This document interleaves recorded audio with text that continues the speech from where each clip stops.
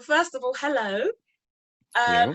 The first thing that I've been asking everyone when I do these interviews is just a general check-in, because obviously it's been a very tough year for marginalized groups, especially Black and mixed heritage people, queer community, women, like everyone's really gone through it this week. So I just want to check in first of all and just ask, how are you? How are you coping? Is everything okay? Yeah, I'm really good. I definitely feel like, coming out of COVID, during that COVID time, especially, there was a lot going on, like you said, in the world in general, Yeah. which I think did have an effect on me somewhat. But, having the time to kind of reconnect with friends post coming out of COVID has been so helpful. Yeah. And it's put me in a really good place. And also it's enlightened me to follow a new career path. So, Yes. it's ended up I'm looking at changing the negative to a positive, Yeah. So yeah, and I'm in a positive place. So yeah, which is what I think a lot of people are trying to do right now, is just say the year's been horrendous for almost every human being on the planet. So yeah, like, rather than yeah. like continuing to just like let yourself get caught up in that horribleness, just trying to find any sort of positives that you can. It's also one of those things as well where it's like, usually I would say like as humans we're quite selfish and we're quite self-driven, and then I feel like, because of COVID it really did put things into perception where people were like, oh wait, this is not just affecting me, this is affecting every other person that I know.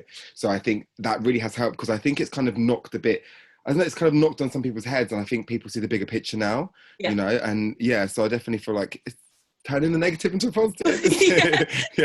We're all just trying to get through this as best as we can, and yeah, literally 100%. And that kind of leads me very nicely into my next question, and because you did mention starting new ventures, and this is where I just want to hear all about RAGGA Management.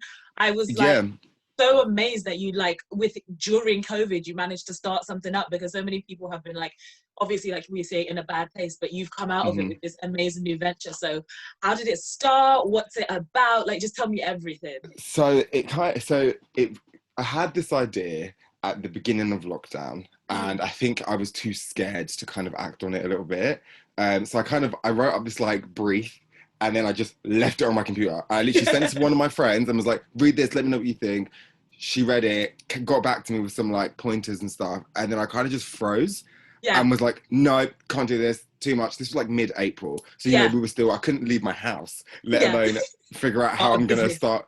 Yeah, so then sat on it. And I kind of think I was just waiting to see where the world was going, to see where creatives were going to go after this, to kind of get a feel of my own friendship group, which is just a bunch of crazy creatives. So just to kind of see like where they were going and how they were going to position themselves post-COVID. So for me, it was kind of that period of time. So then when obviously I had this idea, and the whole idea basically was to create a management company, a creative management company, which was focused on, Black and ethnic minority groups, queer and LGBT group as well, because, that's me. So, I fall under, and that's close to me, and I'm relatable to that. And I also feel like, me in the industry being a model, because that's where I kind of started off, I did feel I definitely have come across discrimination.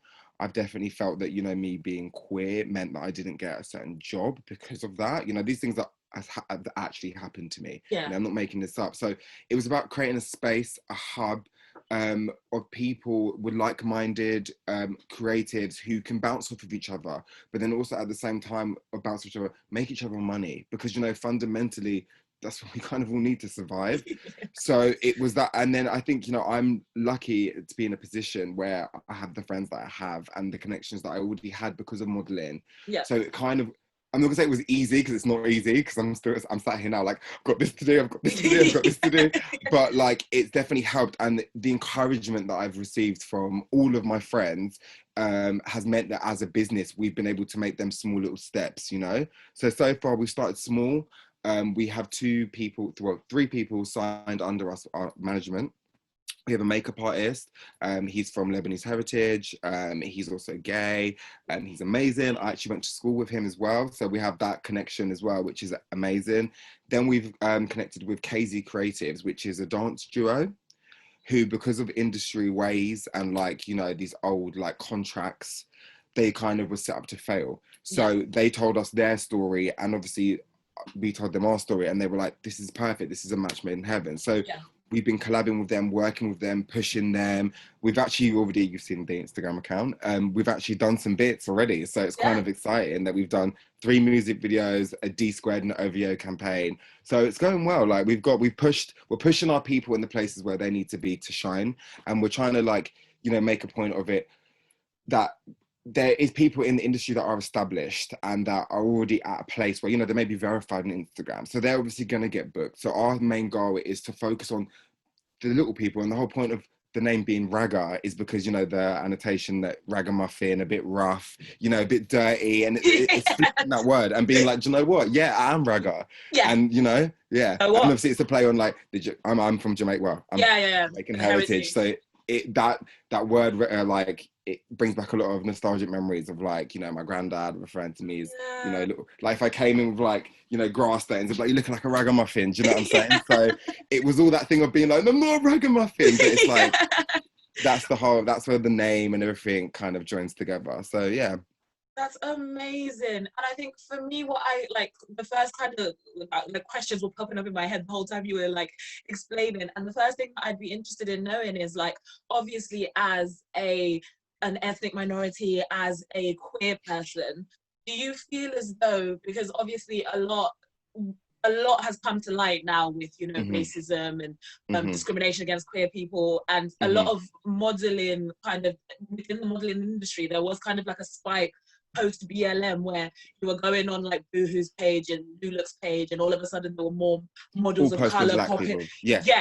So did you feel as though you became kind of, like, in demand after all this stuff? And if you did, how did you sit with that, in the sense of, like, obviously it's great you're getting booked, but you know why you're getting booked. So how did that kind of... So do you know what, I guess my story is a bit more personal to me, but when I first started modeling, I started noticing that I would be booked. Let's say, for example, when I did this big campaign, say no names, but it was my first big campaign. And they're a big high street, you know, they're a big high street brand. It's my first ever campaign. I think I was 20 years old at the time. So it was like, you know, it's quite big, do you know what I mean? Got on set and there was 4 models who were white. And then there was me. So then I remember being on set and thinking, this is quite weird. Like, I'm the only one of color. And then I made a joke and went, am I the token black guy? As a joke. And I actually got the response, yeah. And, you know, and at the time, it was kind of like, if I now pop off, I'm number one going to be cancelled. They're not going to pay me. And so, you know, that day still burns me a little bit, because I think to myself, I should have said something. But I feel like back then, you know, this is about 5 years ago now. So it's like, back then, if I'd have said something, I don't feel like people were cautious about saying stuff like that, because it was so blatantly obvious. I know from my experience as well, like, I've done many shoots where I have been the token black guy. And I use that term loosely because it's like, it's funny to me because I am obviously mixed heritage, but they're obviously looking at me and booking me because they're like, oh, you're brown. Yeah. And, like, you're palatable. You're black enough to be edgy and cool and, like, oh, we like you, but you're not black, and it's not like an aggressive blackness that's like... Exactly. And it was, like, funny because I've done a lot of these, like, brands that you particularly see with, like, white faces, and I've done them. And then it's always kind of, for a long time, I think it turned in my head because I was like, oh no, they're so inclusive because they, like, use me. And then it was like, wait a minute, not really. You were their scapegoat. Like, I am fair skinned, you know, and I'm really aware of my own privileges because that I am not, you know, I'm not fully black. And it's funny because I do refer to when people do ask me, like, I do actually refer to myself as black. But then I've been in situations where, of course, people will be like, oh, they'll point out, but you're not black, you know? I know. But, you know, it's for me, it's like, I lived in New York as well. And when I lived in New York for that year that I lived there, I went from London, where I was being called mixed race, and then I got off a plane, and then I ended up in a place where I automatically now was African American. That was it. And that was not difficult for me, but it was kind of eye-opening, because I remember being a little kid in primary school who, you know, would get told by, you know, other black people as well, like by black peers, that you can't call yourself black because you're not black, you know?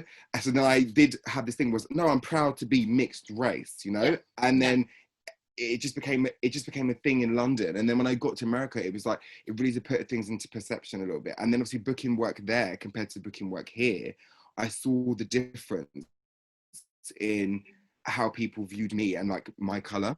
So I definitely do feel like there was, after, like, going back to the question, after the whole BLM movement and everything like that that's happened, I do feel like there was a push for more, like, seeing more black models and like black faces and like queer faces and stuff like that. But again, I think it's one of them things where they rush to do it in order to prove that they are not, or don't, you know, they don't stand for, they just, it's just for show. I just don't feel like it comes from a genuine place. That's what I'm trying to say. Yeah. You know? And I think the difficulty, like, because I really felt for a lot of models of color at this point, because the difficulty is, this is how you make your money, this is your living. So if you're getting more jobs, obviously you want to take them, but then knowing that you're kind of being used also at the same time, like, it's a very kind of like bittersweet moment where it's like, yes, I am going to be a face and I am going to be kind of pushing for diversity in these spaces, but at the same time I know that these spaces are using me to make themselves look better, but then at the same time I can't say anything because I don't want to feed into the stereotype of being like an angry, like you say, black person who always has something to say about racism and blah blah blah, and also at the same time you have to make a paycheck at the end of the day. So I feel like for models especially at this kind of time, and like just when it was very heavy, I really felt for you guys, because it was literally just like, there was no win, because even if you are on the campaign and you do get that paycheck and stuff, you know that they used you for that little bit of time and then they moved on. That's, and like I was put it down to, you know, a lot of people don't see what goes on behind the scenes. So, you know, you're seeing a person of color, or you're seeing a queer person on the campaign, but behind the scene, everyone on that set, most time, 85% of the time, will be white and middle class. It's also a class thing, you know. These are people that have money in order to be artistic. You know, they can, you know, one minute I'm going to be a painter and the next minute I'm going to be a stylist. Oh, now I'm going to be a photographer. If I had the money, I probably would do all those things too. Unfortunately, I have to work, you know. So, and that's what's funny for me as well. Like, you know, I've worked with so many brands, and like I've been behind, and it's funny, like I've done Puma, I've done Nike, and I've all these sportswear brands that are very cautious. I feel like sportswear brands are more cautious because they know that their market is the black community. Urban, black people.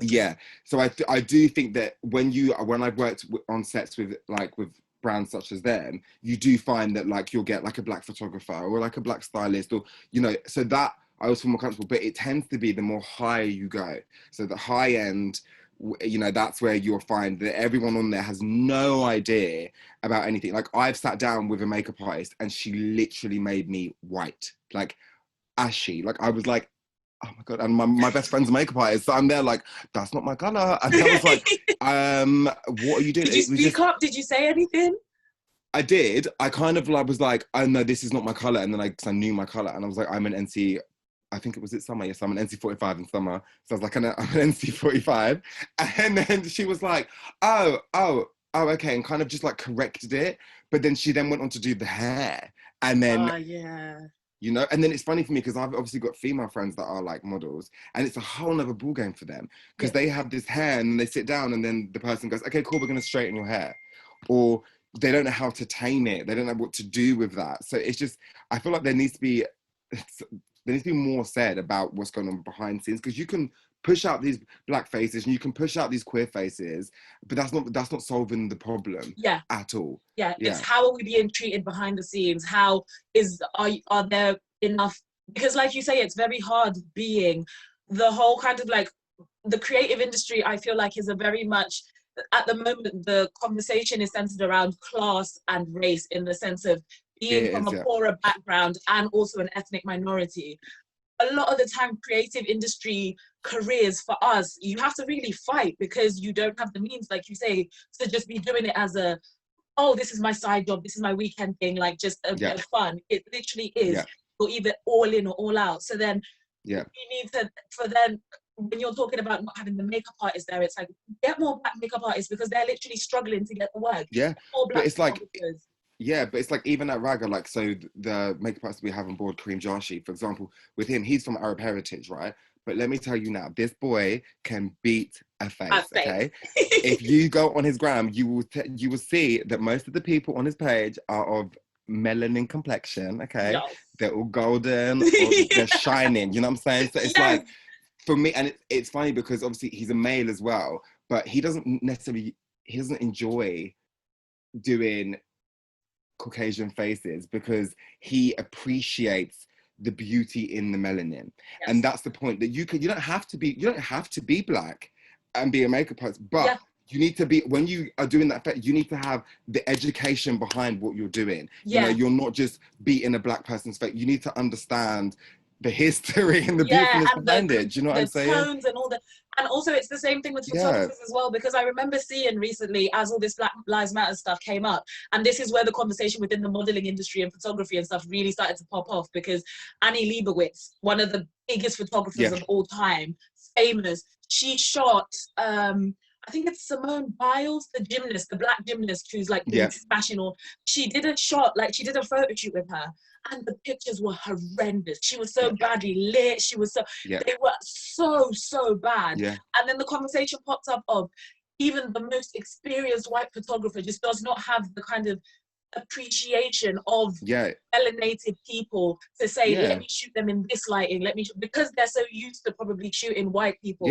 And that's how they kind of wire themselves. And it's like you say, it's not about saying, okay, make everyone in the industry black. No. But make sure that the people who are working with diverse models know how to treat those diverse models. Exactly. And I'm guessing that's your ethos over at RAGGA. We're not saying that everyone has to be black. Totally. Exactly. You have to stand with us. You have to be an ally in everything that we stand for. You know, that's the whole point is that we are all one family. Fundamentally, we are humans. You know, when we break it down, we are humans, and we all need to be connected. That we all need to support each other. You know, we don't like. People don't like to see other people suffering, you know, or seeing people discriminated. So if you're going to come to a set, and if you are white, and you know that you've got black models on set, you need to educate yourself before you get there. If you're a hairstylist and you know that you've got a black model, you can't whip out some hair straighteners to make your life easier. That's not how it works, you know. We need to have a conversation about that topic. Exactly. So. Which is why I think what you're doing is so important, because it's about, like you say, creating those safe spaces, because equally at the same time, the fact that you're focusing on people in the queer community as well, where a lot of the time, you know, we've just seen what happened with, I forgot, Monroe, the trans woman who did the L'Oreal, who was used as that token gesture, and then when it became a bit too rough for them, they threw her. So I think the fact that you're tackling two areas, which it also intertwines a lot, like, because you, it does. You are a black queer person, like these sections come about so much. So I feel like you're creating a space that is so important right now. Yeah, and that's the thing as well. Like, even with RAGGA and stuff, I don't want it to feel as if we're saying to people, oh, you can't be straight. We don't want to fuck with you if you're straight. Or, you know, it's not that. It's just that we're saying that these people have been marginalized because of these reasons. And it's true. You haven't experienced that. You have to listen to us and take it on board. And we're about to take over. So if you ain't going to listen, we're going to show you what we can do, and we're going to do it. You know what I mean? And it's going to be lit. So, and that's exactly what I've been seeing. And that's what kind of, I feel like, encouraged me to do what we're doing now, is that everyone was like, right, who's like, let's get on it. Do you know what I'm saying? It was like call for arms, you know? It was like, it was quite a powerful thing to see everyone across all spectrums of life, class, trying to come together and being like, even for example, with all these like funding, I've seen so much stuff on, like, you know, black business funding and stuff like that. And it's so, you know, a year ago, we'd never have seen that.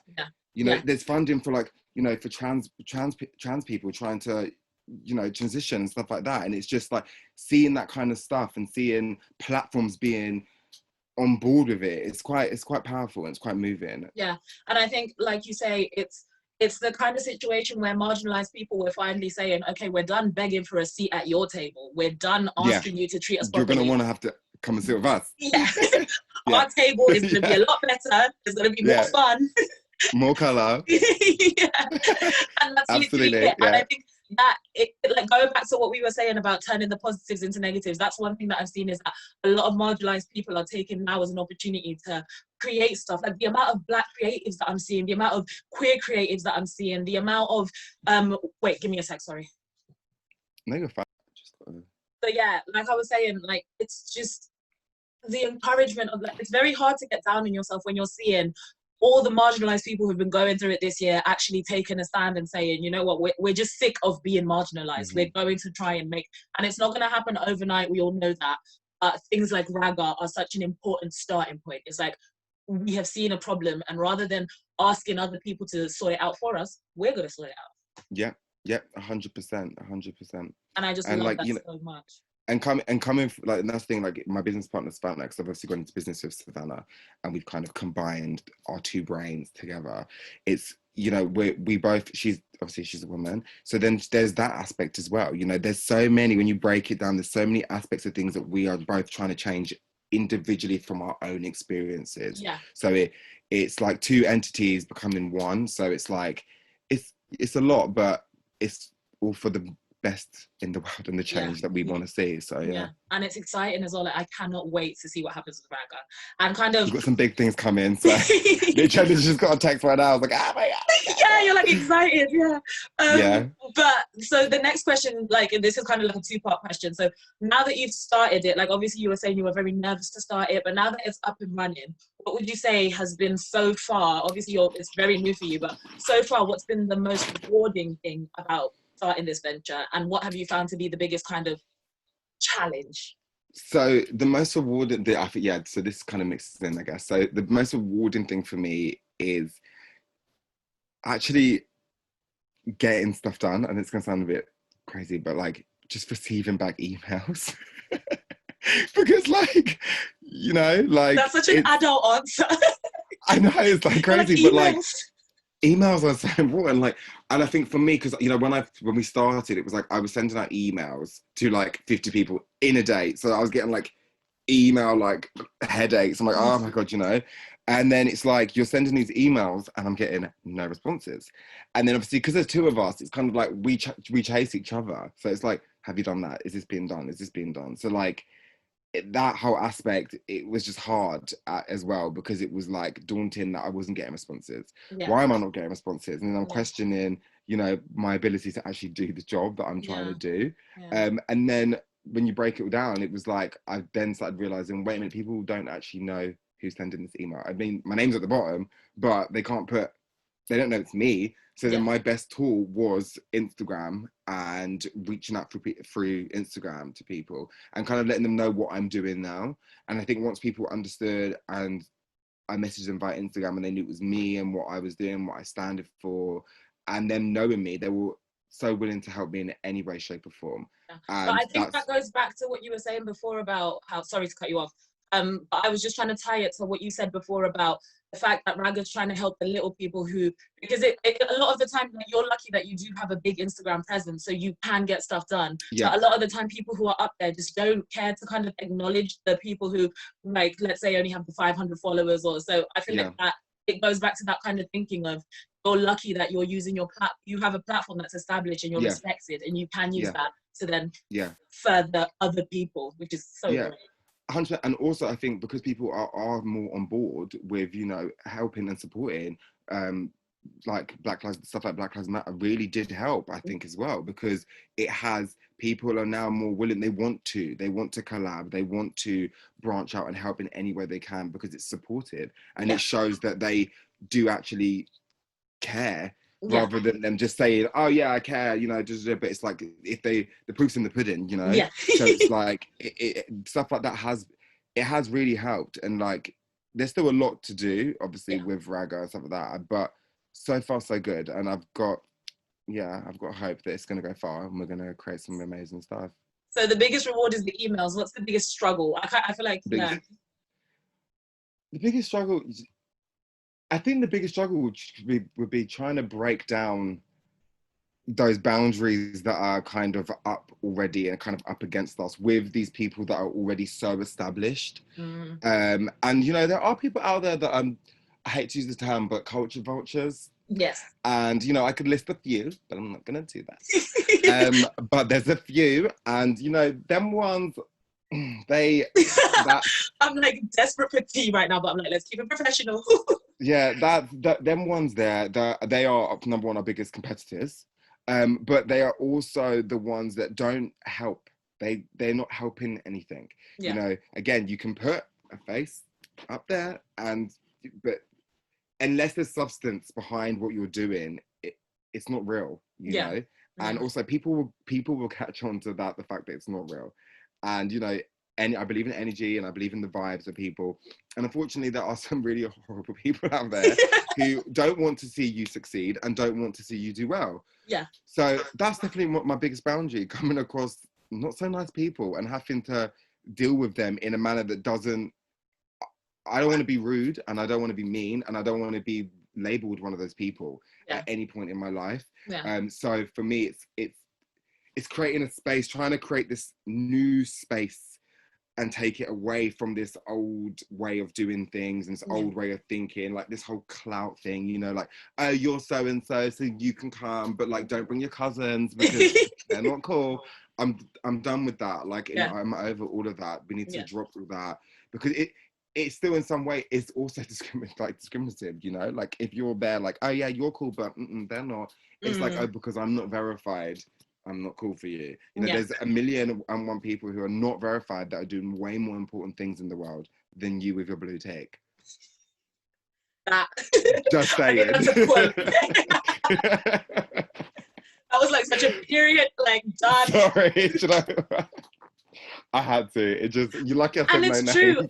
And I think that goes into, because a lot of the people that I've like spoken to, so everyone that I've spoken to and done these interviews with is they're all young Black or Black mixed heritage creatives who are trying to create something new. And a lot of the time, the biggest struggle when you're trying to create something new is that, obviously, like you say, we live in a clout chasing world. So it's all about likes and how many people follow you. But sometimes when you're new and you're not getting those likes and you're not getting those follows, it can be very discouraging. So how are you dealing with that, kind of like with RAGGA, and like, is that something that you've just learned to tune out and just like keep doing what you're doing, or is it something that can get discouraging? Like, how do you deal with that? I think it's something that I've definitely kind of tuned out from it a little bit. I mean, it is a bit hurtful when we, like, you know, sending like emails to do with, like, let's say gifting or like influencer stuff, and we're trying to get, you know, some stuff in for like our talent or whatever, and you know, we'll get the response back like, oh, sorry, they haven't got enough followers for us, which to me is like, I bet these people that they probably bought their followers. Like, how do you know that they haven't bought them? Like, are they even real followers? Like, are they real people? Like, are their followers even for the cause that they are trying? Do you know what I mean? It's just like, I'm just trying to tune it out. I think because of my position and because I do have a certain amount of followers, I remember a time, you know, when the algorithm was different on Instagram. You know, I remember a time when Instagram wasn't even a thing, you know? So I think I have a different understanding compared to like the youngsters now, like 16, 17 and 18. I couldn't imagine being in a world where, you know, it literally revolves around all of that, you know, social media is so, like, I just couldn't imagine what it's like. But I think I'm kind of somewhat numb to it, I think.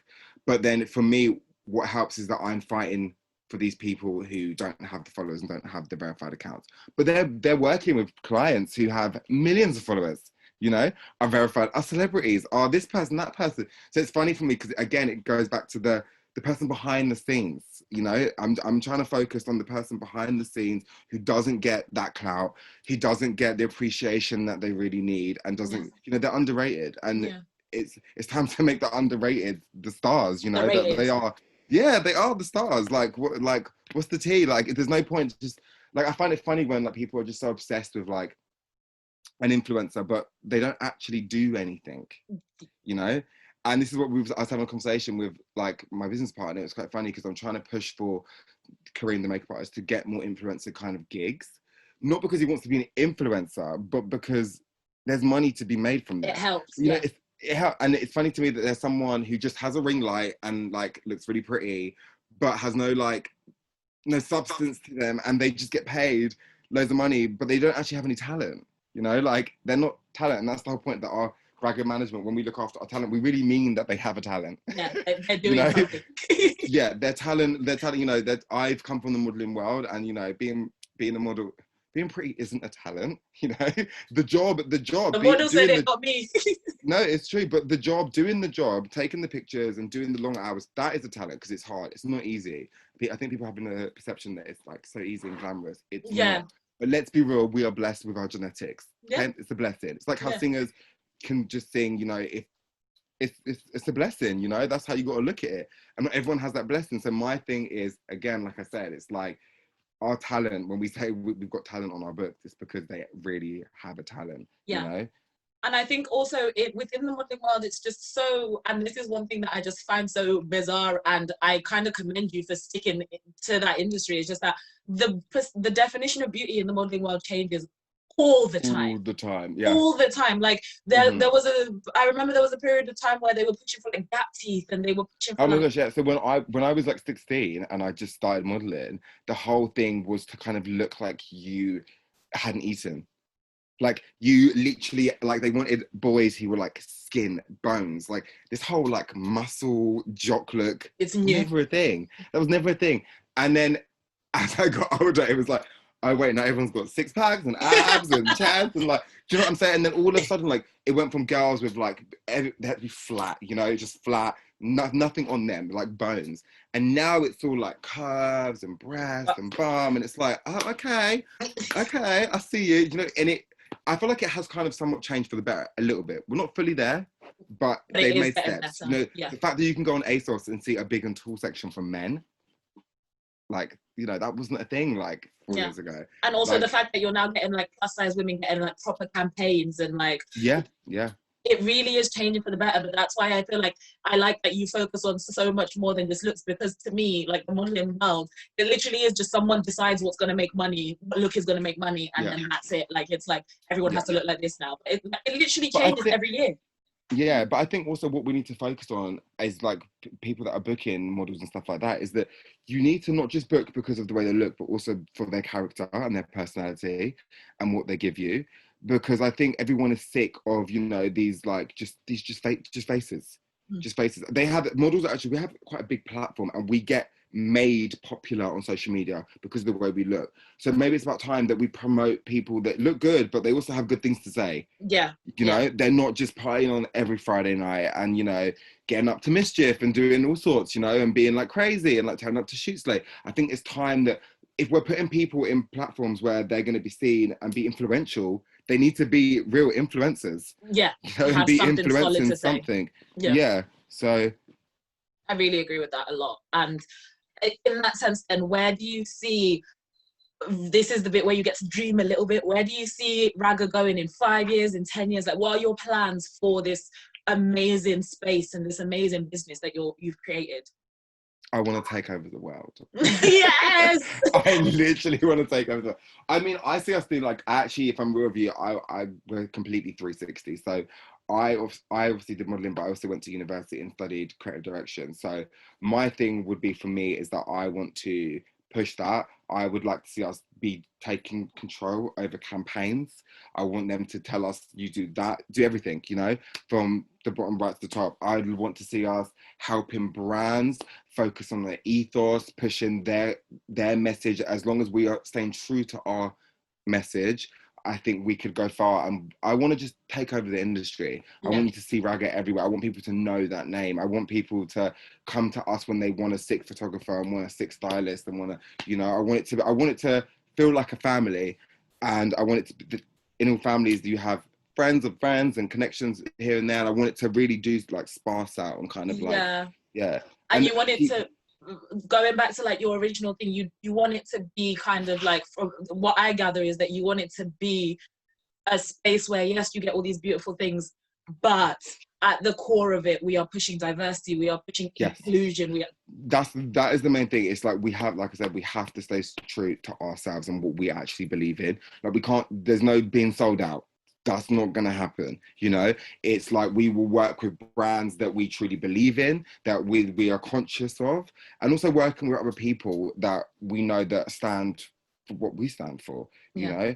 I think you can't turn, long gone are the days of being like, oh, you know, they said that before. I just think we, not to cancel everyone completely, but we need to just be really cautious about who and when and what we're saying and who we're saying it with, you know. And especially when we're creating art, I think it's important that you work with people that have the same dreams and ambitions and ethoses that you do, because sometimes, you know, I've worked with photographers that in the past that I didn't know had, you know, dodgy history or some, you know, and then people have a perception of you then because they've seen that you've worked with them. So I think as long as we are very cautious of that, we can knock those people out because we don't need them around. Yeah, you know, you are cancelled. Unfortunately, I hate to say the word cancelled, but you're cancelled. And then we can fill it with someone who is, you know, better in the aspect that they, you know, they're better, like they have better dreams, they're better ethos, they believe in what human decency. Yeah. You know, as long as we have that, then it'd be amazing. Yeah, I just think that like your message and your kind of goal and stuff, to me, it's so inspiring. Like just the fact that you saw this issue and something that you personally went through and you were like, actually no, I'm sick of it and we're going to change it, and I love that. And so then, do you feel, and I feel like you've already answered this very much, and I feel like I know what answer is coming to this, do you feel then that the kind of space that RAGGA is occupying, the space that you're occupying, the voice that you have as an organization, as a company, do you feel that it's a form of activism? Do you feel like you're making a statement by the space you've created and the thing you're trying to do? Yeah, I definitely do. Because if you look at it, if you look at the industry as it is now, and you look at, especially I'm talking UK based, London based as well, if you were to look and have a little look around at like talent agencies or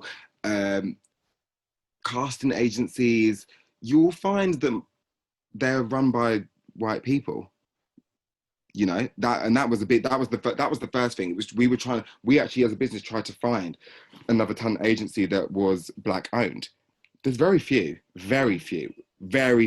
for people that are so talented. But as a community, the Black community is by far so fucking talented. Do you know what I'm saying? They've actually like cultured the Western world. Do you know what I'm saying? So then for me, it was just like, wow. So this white woman's trying to push this Black boy, but does she really know what this Black boy needs and wants and how he's going to get there? Yeah. Not really, you know? So I think, and even with my partner, Savannah, that was her thing as well, was, you know, she's, I don't know how tall she is, but she's relatively normal height for a woman, but she's gorgeous, but no one would ever sign her because they would say she was too short. But then what's funny to me is Kate Moss is how tall?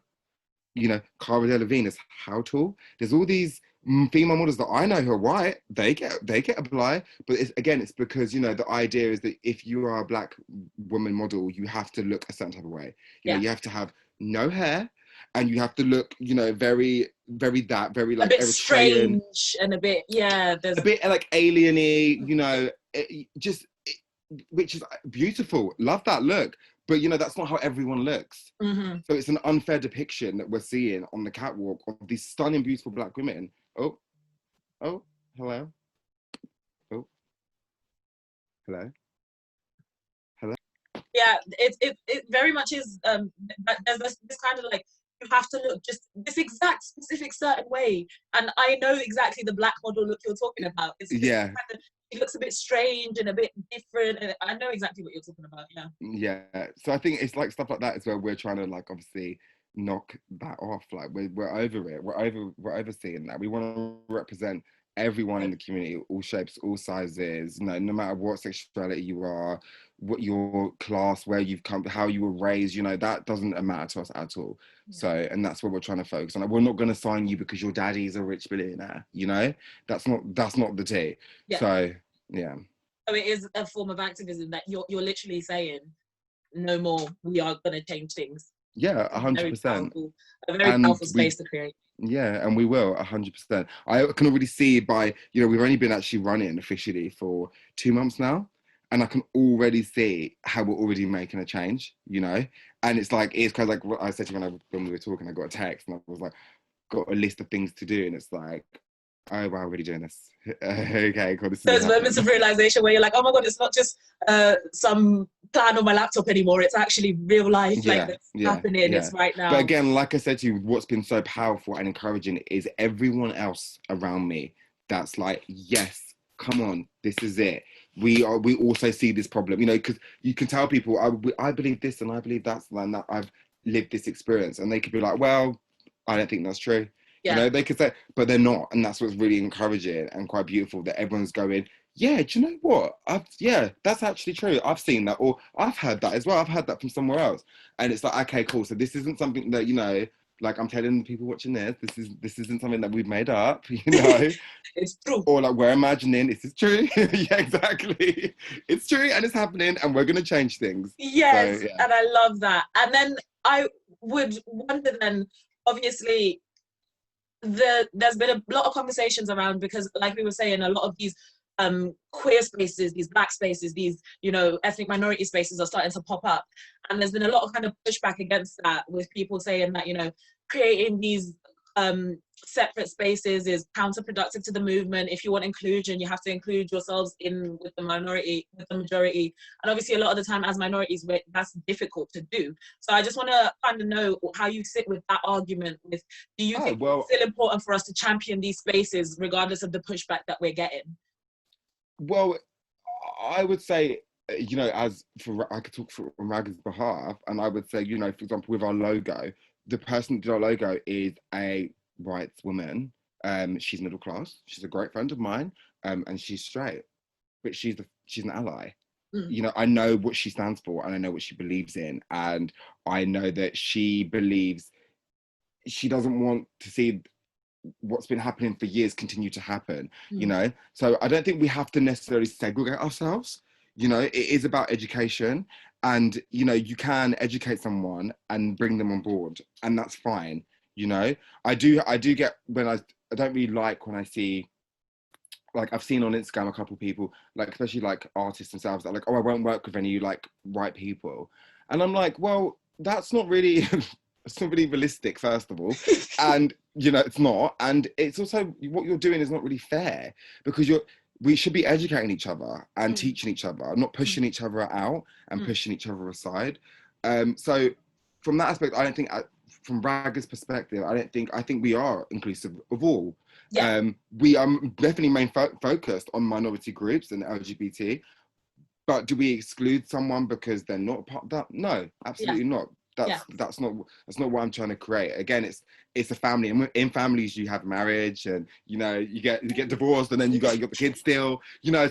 So that's why when I say to people, we're trying to create a family. It may be a really dysfunctional family, but it's a family, you know. And I think it's kind of that kind of idea of, yes, we want to, the ultimate goal is, yes, to have everyone included, but first I feel like it's very important to champion, like you say, your main focus right now is the marginalized people. You're not saying, no, we're not going to work with anyone who isn't marginalized, but it has to be a focus right now, because those are the people who have been held back, and it's about getting them to the same place, and then we can start to work on it. So absolutely.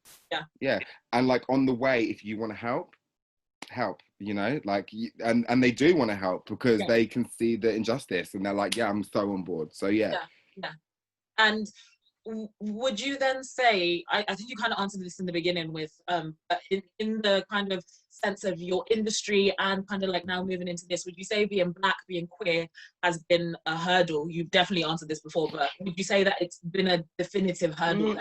It was. I would say when I was a lot younger, I think it definitely was. From both aspects, you know, there's one way of looking at it was, you know, from the white community, you were almost fetishized a little bit. That's my own experience. But then also from people within the Black community, oh, you're gay, so that's wrong. So I've had it kind of, you know, I've been kind of stuck in the middle a little bit. It's like, oh, wait, where do I go, you know? And I think the older I've gotten, and the more confident I've got in myself, I've been able to really speak up for myself. I think before I wouldn't have spoken up. I would have been like, oh my God, they said something that was rude about me and who I am, but I'm not going to say anything because I'm scared. Whereas I think now, you know, there's absolutely fucking crazy people out there who are saying crazy shit online. You know, these right-wing people that are mental, I'm sorry, they get away with absolute murder, saying all sorts of homophobic, Islamophobic, like misogynistic stuff online. So, do you know, I was like, do you know what? If they can say that crazy shit, I can say stuff with actual substance and truth, you know? And that's, I think, what's really powered me. Like, before, I think I would have been a bit scared to kind of like speak my views on stuff, whereas now I don't care who you are, where you're from, I will say it, that this is me. There's no hurdles anymore. I can't go back to being, you know, 17 and being like, No, it's not happening anymore. And I always stand up for others when I do see like injustice, you know. It's just, it doesn't sit right with me.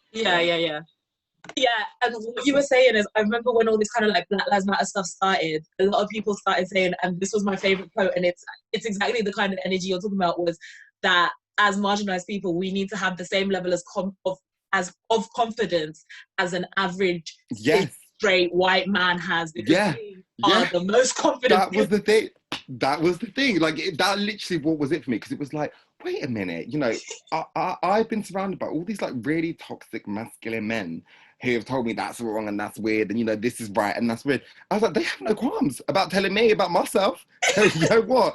I'm gonna tell you about yourself. And you know what? Most of the time I do get a positive reaction. I think I've got to a point as well with a lot of people I think are really fiery. Some people are quite fiery. I wouldn't say I'm a fiery person. I think I'm a logistical person, and I like to question people who disagree with me, but I question them in the way that they then have to question themselves. There's no point of arguing with someone, you know, that I just find that doesn't work. So you have to give them questions. Like, actually, like I said, it's education. Try and understand why they might think that. It may be, it's not the right opinion. Like, everyone's entitled to opinion, doesn't mean it's the right one, you know?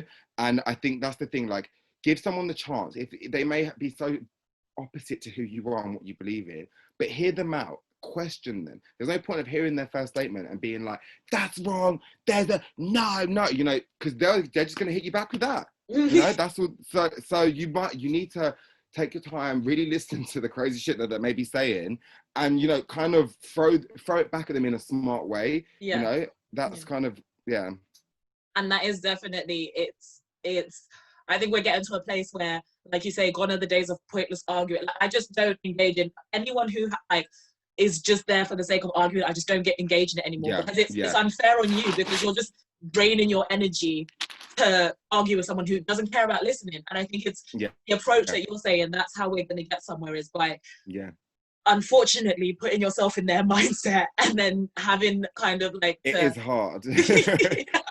Very hard, but like, you have to. It's like to be human is to empathize, you know, and like to understand where people come from and what challenges that they've faced. And if you can't do that, then you need to question whether or not you're human, because, you know, we all feel the same fundamentally. We all feel love, pain, we all cry, and we all bleed from the same place, you know. So if we can't, we all bleed from the same place. So it's like, take it back, you know. And that's what I always say to people. Like, I'm trying to fight a cause, but I'm not trying to physically fight the cause, you know? I'm trying to mentally fight the cause. This is what is powerful, not this. 100. And then just to end this has been a great interview, by the way, I've loved this. Just to end the interview, I just want to know that if there is a young kid out there, a young marginalized individual, a young queer kid, a young black kid, a young mixed race kid, who is looking at you and they're saying, you know, I would like to be there someday, what advice would you give to allow someone to grow in the way that you've been able to grow? That's a big question. I would, oh gosh, what would I say? I guess I would have to just say, don't, and it sounds so cliche, but never take no. Never take no, basically. I got told no so many times. I got told, no, you're too short. I got told, you know, people would look at me. I got told, no, maybe a bit too urban, you know, or I just got refused so many times. I got so many doors shut in my face. And I think I just never gave up. I would take that no, and I would turn that no, and I would hold it and be like, I'm going to prove you wrong. And I would remember their faces, and I would know, do you know what? It's funny because like in that industry as well, it's like you would know where that person's going to be. So I would turn up, and then they see me there, and I'm like, oh yeah, you remember me. So you have to, you know what it is? It's like, you have to, or the best revenge is success. Yeah. And, you know, at the end of the day, it is going to be hard because nothing's easy in life, but anyone can change their life if they really, really want to, and just push themselves, you know. And also, I think my biggest thing was having a safe space of friends who really understood me. I think friends are really important, you know, because we can have families that are not the best families, and we don't get to choose our families, and I can understand that, but we get to choose our friends. So make the right choices when it comes to those connections, those people that you meet. You know, I run off energy, so for me it's like, you know, I feel the energy and I'm like, okay, can we, yeah, this is it, got this, you know. So just pick up on those energies and float and navigate yourself through people that are like yourself, like-minded, you know, want the same things, want the same goals, want to achieve the same stuff. You just need to, and don't box yourself in, never limit yourself, so just always do beyond and more. I love that, because to summarize, you basically said never take no for an answer, be petty if needs be. Yes. Surround yourself with beautiful people and know that you're limitless. And exactly. Great advice. So, like, honestly, I've really enjoyed this interview, and like, just thank you. I've loved to know it so you much. talking to, like, what you've started is so, as a Black queer person myself, it's so important, so important. And spaces like yours excite me because they're letting me know, like you said, you touched on earlier, there is a lot of homophobia, biphobia, transphobia within our community, which is a shame, and we really need to address. So the fact that we are starting to address that just fills me with so much hope, so much hope. So we're gonna get there. Thank you so much for what you've created. No worries, thank you. So excited to see what you come up. Like, I'm rooting for you 100%. You'll see. Stay tuned. So thank you very much and have a lovely evening. No worries, thank you. You too. Bye. Bye, take care, bye.